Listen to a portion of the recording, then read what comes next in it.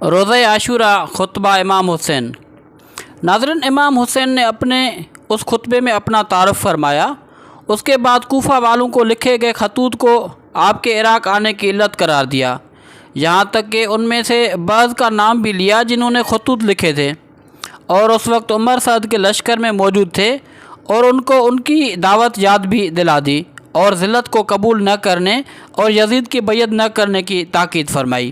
اس خطبے کو امام حسین علیہ السلام نے سن 61 ہجری کو عمر بن سعد کے لشکر، یہ لشکر کوفہ میں یزید بن معاویہ کے گورنر عبید اللہ بن زیاد کے سپاہی تھے جو کربلا میں امام حسین علیہ السلام سے جنگ کرنے آئے تھے، کے سامنے ارشاد فرمایا۔ اس کے بعد آپ نے اپنا تعارف کروایا اور امام علی پیغمبر اکرم صلی اللہ علیہ وآلہ وسلم، حضرت حمزہ اور جعفر بن ابی طالب کے ساتھ آپ کی قرابت کی طرف اشارہ فرمایا۔ اسی طرح آپ نے اپنے اور اپنے بھائی امام حسن کے متعلق رسول اکرم صلی اللہ علیہ وآلہ وسلم کا یہ ارشاد کیا کہ دونوں بہشت کے جوانوں کے سردار ہیں،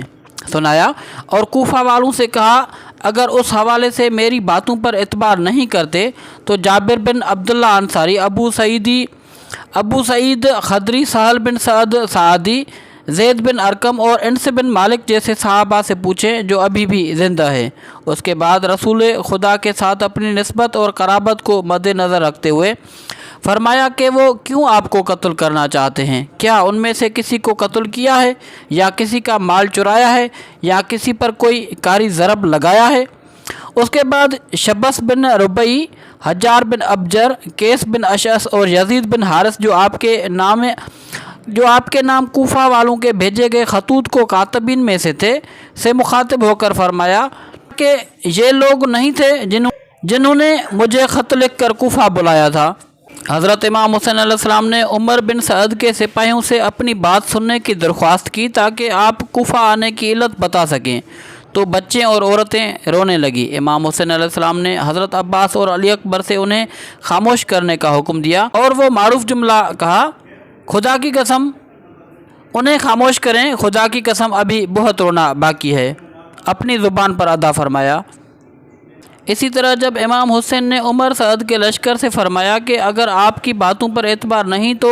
جو صحابہ اب تک زندہ ہیں ان سے پوچھیں، تو شمر نے فریاد بلند کیا کہ وہ ایک ایسے کلمے کے ساتھ خدا کی عبادت کرتا ہے جس کے بارے میں خود بھی نہیں جانتا کہ کیا کہہ رہا ہے۔ شمر کی باتوں پر حبیب بن مظاہر نے رد عمل ظاہر کیا اور اس نے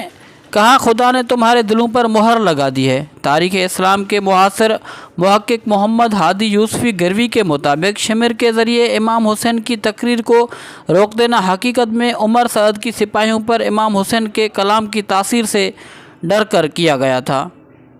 کوفہ کے خطوط لکھنے والوں نے اس کام سے انکار کیا۔ امام حسین علیہ السلام کی تقریر کے بعد کیس بن اشعث نے کہا کیوں اپنے چچا زاد بھائی یزید کی بیعت نہیں کرتے ہو؟ امام حسین علیہ السلام نے فرمایا، خدا کی قسم میں اپنا ہاتھ ایک ایسے ذلیل اور پست انسان کے ہاتھوں میں نہیں دوں گا اور غلاموں کی طرح فرار نہیں کروں گا۔ حضرت امام حسین علیہ السلام کی شہادت کے بعد دشمن کی فوج نے آپ کے جسم مبارک پر موجود ہر چیز لوٹ کر لے گئے۔ کیس بن اشعث اور بحر بن کعب نے آپ کی قمیص، اسود بن خالد اودی نے آپ کی نالین، جمی بن خلق اودی نے آپ کی تلوار شمشیر، اخنش بن مرصد نے آپ کا امامہ،